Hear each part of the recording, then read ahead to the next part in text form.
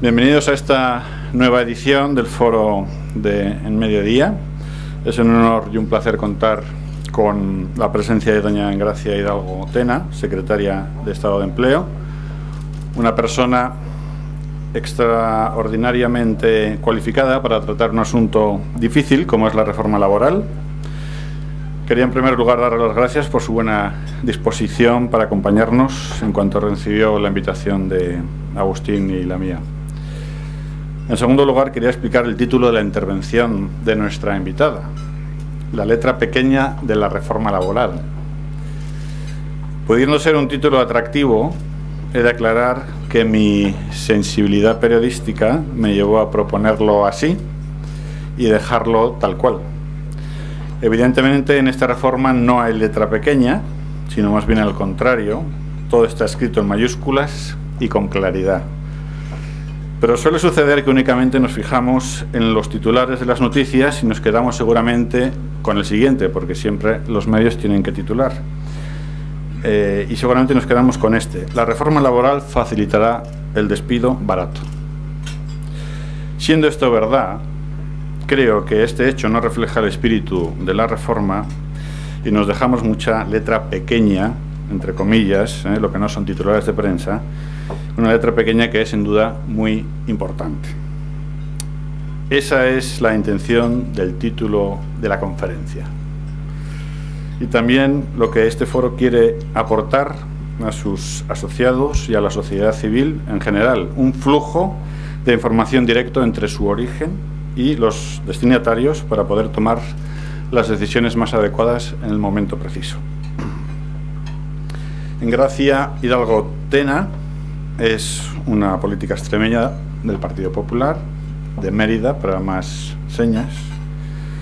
Después de licenciarse en Ciencias Económicas y Empresariales por la Universidad Complutense de Madrid, accedió en 1986, tras las oportunas oposiciones, a la condición de funcionario del Cuerpo Técnico de la Administración General del Ayuntamiento de Madrid.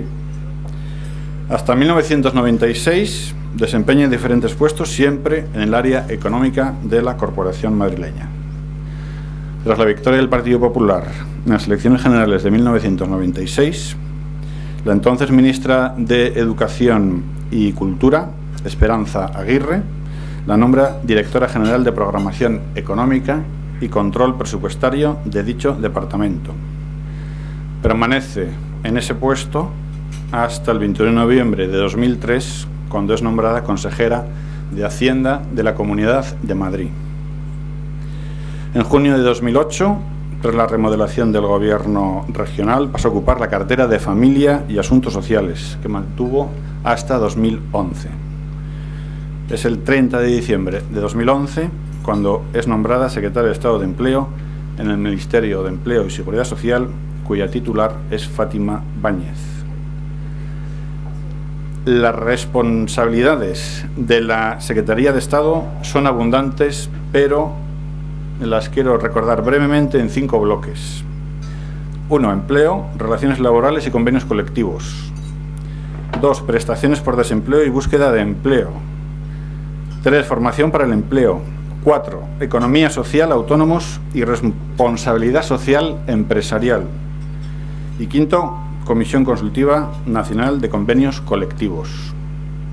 Como ven, hay bastante trabajo en esa Secretaría General. Engracia Hidalgo, se darán cuenta enseguida, es una mujer entrañable, sencilla y directa, madre de familia, con gran preocupación y ocupación por la formación de los hijos. Me ha contado un pajarito que le encanta estar en casa, cocina de maravilla y siempre está a la búsqueda de nuevas recetas de los platos que va descubriendo allí por donde va. Amante de la música, toca el piano cuando puede y le encanta Pablo Alborán.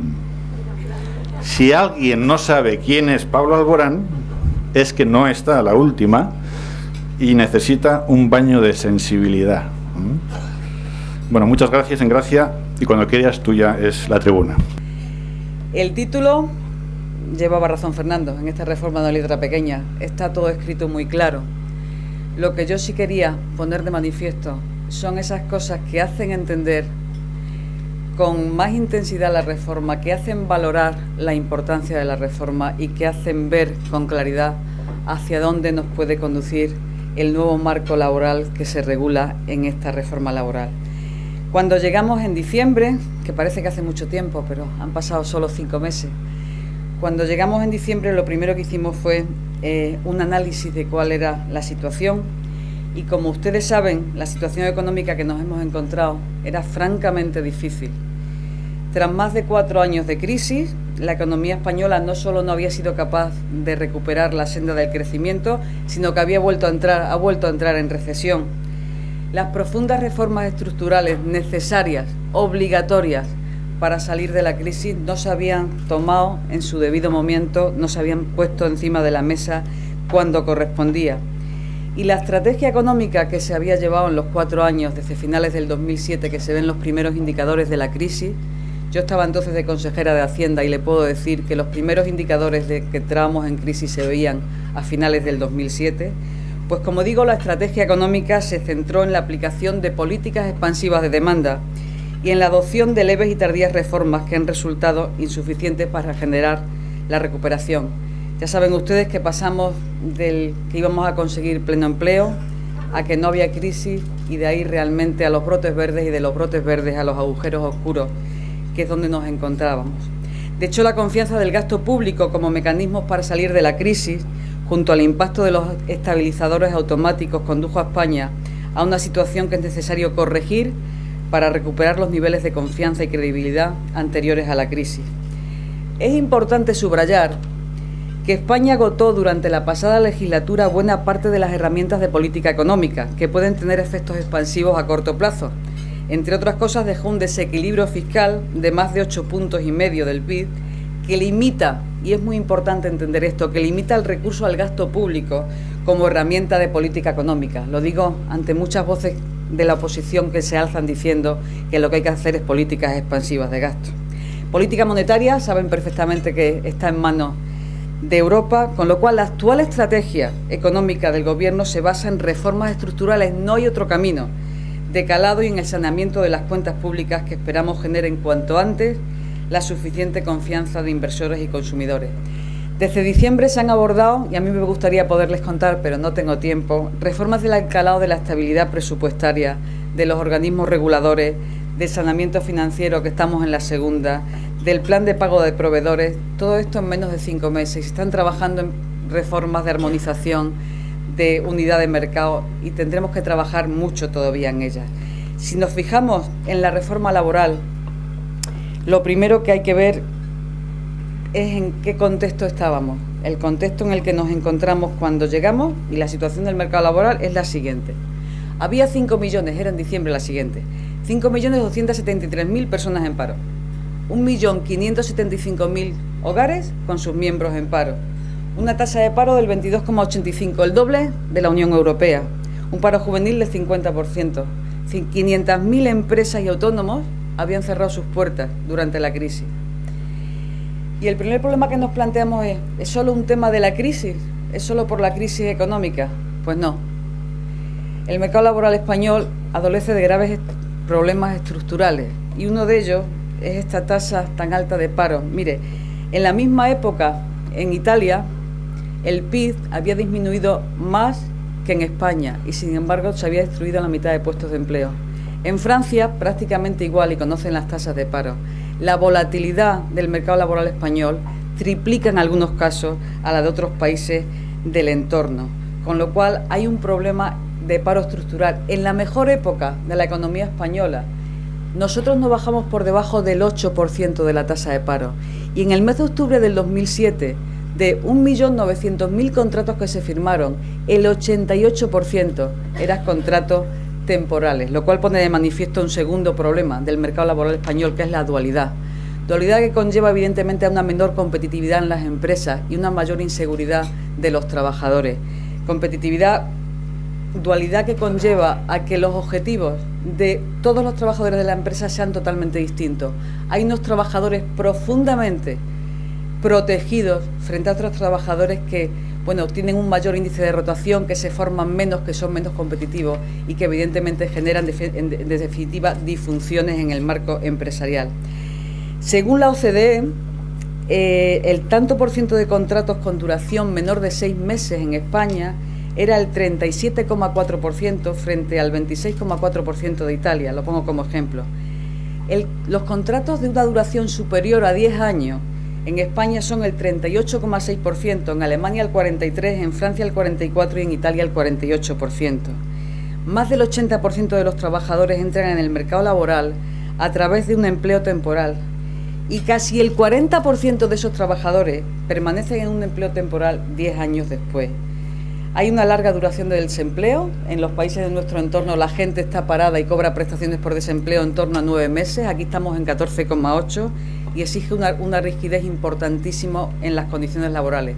Fíjese, rigidez que ha hecho que durante el periodo de crisis, de cada 100 empresas que han tenido un problema en España, 70 han acudido a la vía del despido. 70. En Italia lo han hecho 38 y en Francia no llegan a 50. Esto solo pone de manifiesto que no había mecanismos de flexibilidad en nuestro mercado laboral que permitieran adaptarse a las circunstancias, adaptarse, a que el despido fuera en cualquier caso la última de las opciones a tener en cuenta.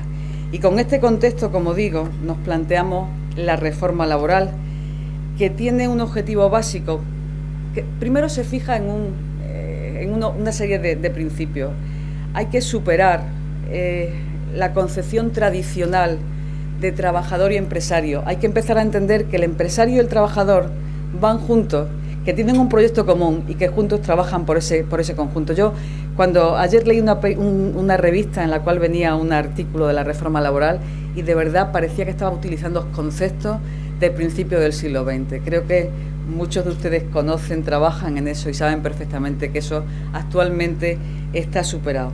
Como digo, una vez puesto ese eje central, lo que se pretende es poner encima de la mesa los mecanismos que superen y que permitan con flexibilidad pasar la crisis.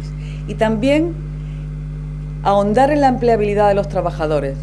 No se trata solo de quedarse en un puesto de trabajo y decir ya tengo el puesto de trabajo. No, hay que estar en permanente formación. El derecho a la formación es otro eje básico de la reforma, porque incrementar esa empleabilidad a lo largo de toda la vida es otro de los objetivos básicos de la reforma. Yo estoy convencida que a ustedes les encantará saber cómo se gestó la reforma laboral. La reforma laboral tiene 71 enmiendas que se presenta cuando la última reforma la presenta el Partido Socialista en el Congreso, mientras otros, cuando hemos presentado reformas, han estado al frente de las manifestaciones. El PP en ese momento presentó 71 enmiendas, que por supuesto no le aceptaron ninguna.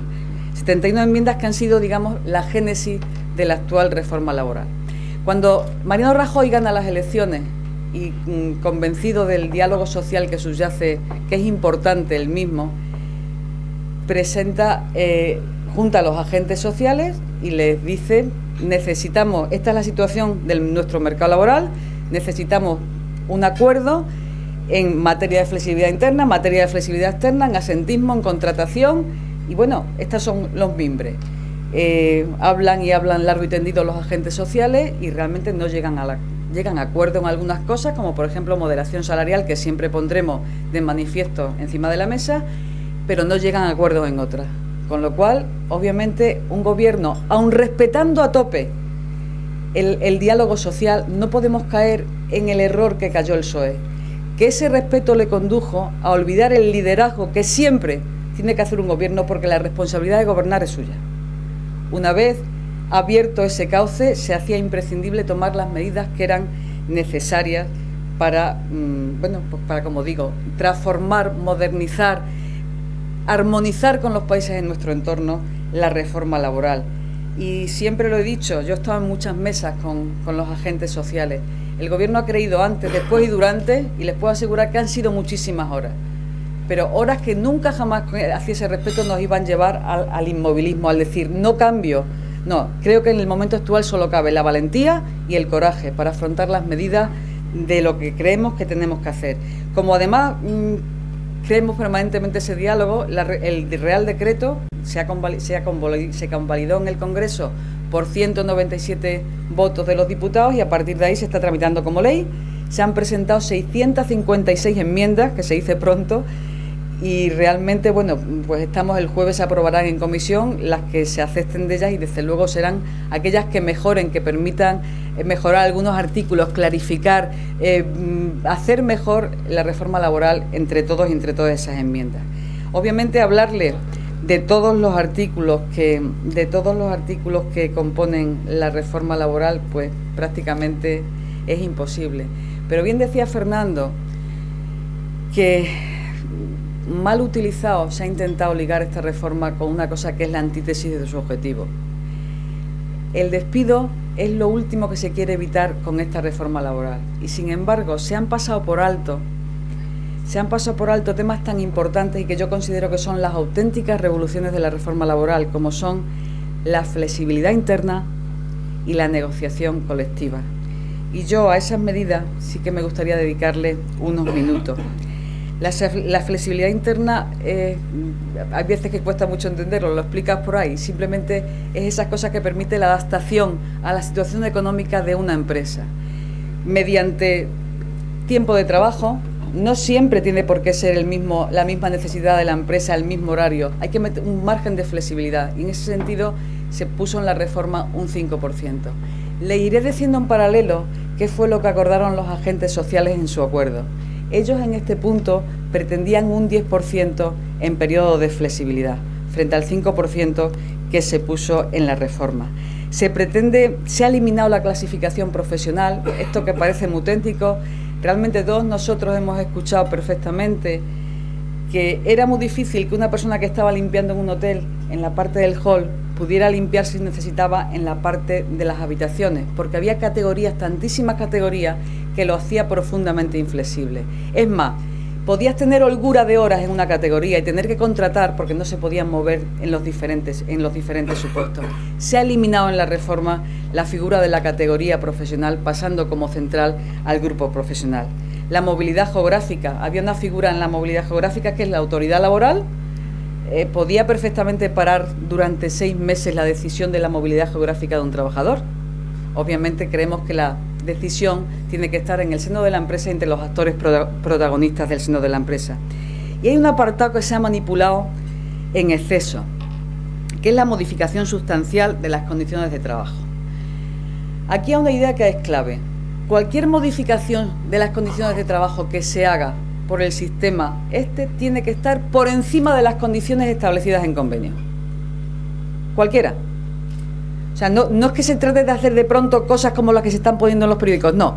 Cualquier condición que se modifique tiene que estar por encima de las que estén establecidas en convenio.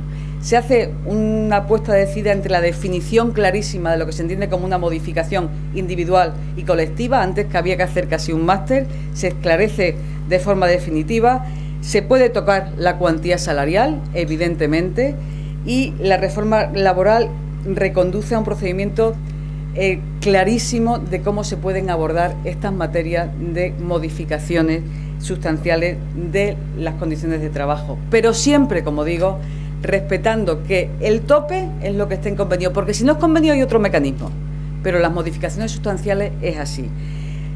Se reducen los días de comunicación, lo cual hace mucho más ágil este tipo de modificaciones y evidentemente también se pone de manifiesto encima de la mesa la posibilidad de hacer suspensiones temporales y reducciones de contrato. Miren, el otro día me contaban unos empresarios que estuvimos con ellos que no podían mantener los 12 meses la empresa abierta, que habían decidido cerrar 2 meses la línea de producción, que esa línea de producción, ese número de días se estaba acumulando, se estaba haciendo una especie de bolsa de horas de los trabajadores, de tal forma que cuando llegara el incremento de producción, cuando llegara, por decirlo de alguna manera, una mejor época, las vacas gordas, esas horas se pudiesen devolver en producción.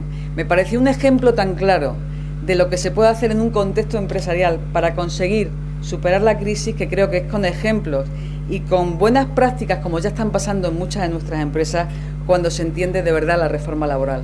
Hay otro eje básico que es la negociación colectiva. A ver, en este país estaban creciendo, se estaba por un lado destruyendo 1 millón de empleos en el año 2009 y 2010 en el seno de la construcción y los salarios estaban creciendo al 3,5 y al 3,6%. Solo ese dato pone de manifiesto que había una disfunción clarísima en la negociación colectiva en nuestro país. No hay que irse mucho más allá para entenderlo. Nosotros hemos entendido que quien más conoce del sistema productivo y quien más conoce de los problemas de una empresa es el sector, es la propia empresa, y por eso se entiende que es el convenio de empresa el que es el referente en esta reforma laboral. Convenio de empresa que no obsta a que una empresa pueda estar perfectamente asociada a un convenio sectorial, a un convenio nacional, ello no obsta, pero el núcleo de decisión debe ser la empresa. Este dato también se reconocía como básico en el acuerdo que se firmó entre los sindicatos y los agentes sociales, con una diferencia, que nosotros ponemos el eje en el convenio de la empresa y ellos decían, ojo, se puede uno tener convenio de empresa siempre que el convenio de rango superior lo autorice, con lo cual entendían que el convenio de empresa es el mejor sitio para tomar las decisiones, pero limitaban la decisión a que un convenio superior lo autorizase. Creemos, como digo, que entendiendo que es ahí donde se tienen que tomar las soluciones, esta reforma ha sido valiente, una de las medidas más importantes en la decisión de que sea el convenio de empresa en donde se tenga que tomar, como digo, las decisiones. Hemos hecho cosas importantes, como por ejemplo el mecanismo de la ultraactividad. Ustedes sabían que hasta ahora un convenio se acababa su plazo de vigencia y si había acuerdo, fenomenal, se firmaba otro convenio. Pero si no había acuerdo, yo podía estar 5 años con el convenio denunciado, con las condiciones que negocié hace 10 y adaptándolas a mi situación actual. Creemos que es antieconómico, o sea, no tiene ningún sentido cosas que negoció hace 10 años que estuvieran perfectamente ahora. Con lo cual hemos limitado la ultraactividad de ese convenio a 2 años. Y es más, hemos puesto la posibilidad de que en la vigencia del convenio los empresarios y los trabajadores puedan negociar. Y ha habido un ejemplo clarísimo hace muy poco tiempo en el comercio de Valladolid, donde antes de la finalización del convenio de comercio de Valladolid, he dicho bien, donde antes de la finalización del convenio se han sentado y en base al acuerdo salarial que se había adoptado, bueno, pues lo han ajustado, lo cual pone de ejemplo otra vez las buenas prácticas, lo cual pone de manifiesto que la sensatez en el 90% de los casos imperan los trabajadores y en los empresarios, y que evidentemente existe la seguridad y el marco jurídico que te da los jueces y las leyes para poder, donde no impera la seguridad, irte a ese cauce, pero confiando en que la libertad siempre conlleva, casi siempre conlleva a las buenas prácticas y al sentido común. También hemos previsto la posibilidad de descuelgue de un convenio, y aquí hay otro dato que es fundamental, que nuestros adversarios han discutido hasta la saciedad con nosotros, ¿no? Evidentemente, un convenio se podía yo me quiero descolgar de un convenio porque las situaciones económicas no son las adecuadas y entonces negocio con mis trabajadores, con mis representantes. Si llegamos a acuerdos, fenomenal. Existe un camino puesto, incluso un camino en el que nos podemos poner los dos de acuerdo para decidir un árbitro, fenomenal. Pero ¿y si no nos ponemos de acuerdo? El anterior marco laboral no veía ninguna posibilidad. Si no nos ponemos de acuerdo, pues nos quedamos sin acuerdo. Y no se puede la empresa descolgar de ese convenio. Ese era el cierre que tenía que hacer el gobierno. Los sindicatos llegaron hasta ahí, y los empresarios, los agentes sociales llegaron hasta ahí. Pero evidentemente, ¿qué pasa cuando no hay acuerdo?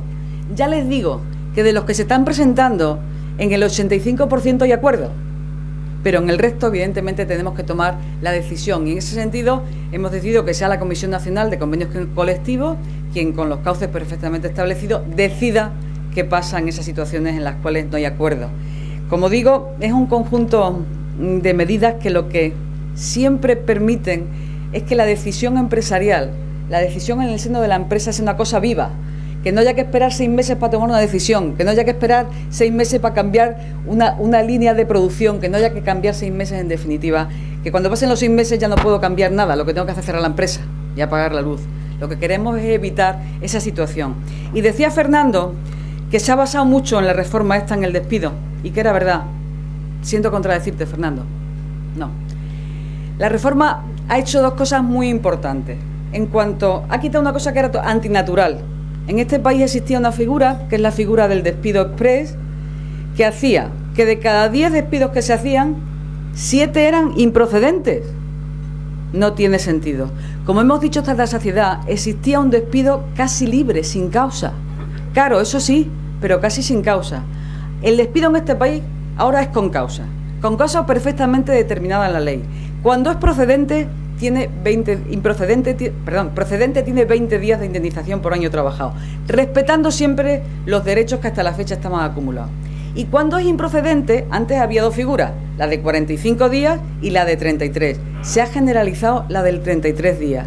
Y desde luego es una reforma que apuesta muchísimo más por la contratación, por el empleo estable y por la seguridad, de lo que puede hablarse en definitiva de lo que es la vía de salida. Porque además hay una cosa muy importante.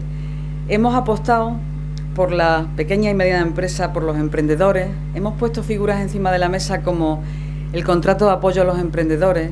Hemos puesto figuras encima de la mesa como el desarrollo del trabajo a tiempo parcial.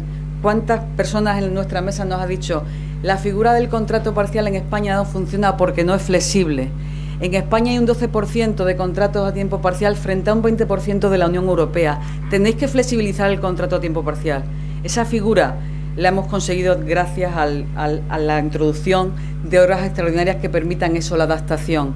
Hemos intentado compatibilizar plenamente la conciliación de la vida laboral y familiar en esta reforma. Y hay algo muy importante, que es que la reforma tiene un derecho básico, que es el derecho a la formación. Derecho a la formación que se concreta en 20 horas retribuidas por el empresario que tendrá el derecho cada trabajador. Y además, cuando una persona hace un despido, tiene que hacer un despido colectivo y afecta a más de 50 trabajadores, durante 6 meses tiene que garantizarse la recolocación de esos trabajadores. Y además, cuando hay una modificación tecnológica, un cambio en una línea de producción y un trabajador tiene que aprender, se exige durante 2 meses la formación de ese trabajador, antes de tú poderle decir a ese trabajador no vale.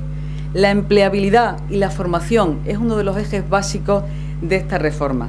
Pero no cabe duda de que la reforma tiene que calar, de que los problemas del mercado español se abordan en esta reforma desde un modelo de flexiseguridad que apuesta por la empleabilidad y la competitividad, y que confía en las pymes y los emprendedores como fuerzas motrices de la salida de la crisis. Nosotros somos plenamente conscientes que mientras estemos en recesión es prácticamente imposible la creación de empleo, que el objetivo básico de la reforma es destruir cuanto antes esa sangría que se estaba dando de destrucción de empleo y poner unas bases firmes de verdad para que cuando haya crecimiento económico en este país se genere empleo estable y de calidad. Esa es la creencia. No creemos que una reforma escrita en una ley en este momento económico pueda hacer ninguna otra cosa. Ahora, eso sí, también tenemos el convencimiento pleno de que son los empresarios, de que son los emprendedores, de que son en definitiva la sociedad en su conjunto, que en este momento tiene que arrimar el hombro ante la situación que estamos en España, y son los que tienen que crear ese empleo y ese futuro en este país. Y es verdad que es responsabilidad del Gobierno, como primer actor, crear un marco laboral que se adecue a la realidad socioeconómica de nuestro país. Lo hemos hecho.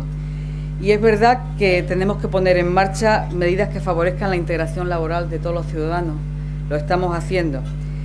En ese contexto hemos abordado la reforma laboral, pero también es verdad que las empresas tienen que utilizar de forma responsable las herramientas de fomento de la contratación y de mantenimiento del empleo que otorga la legislación laboral vigente.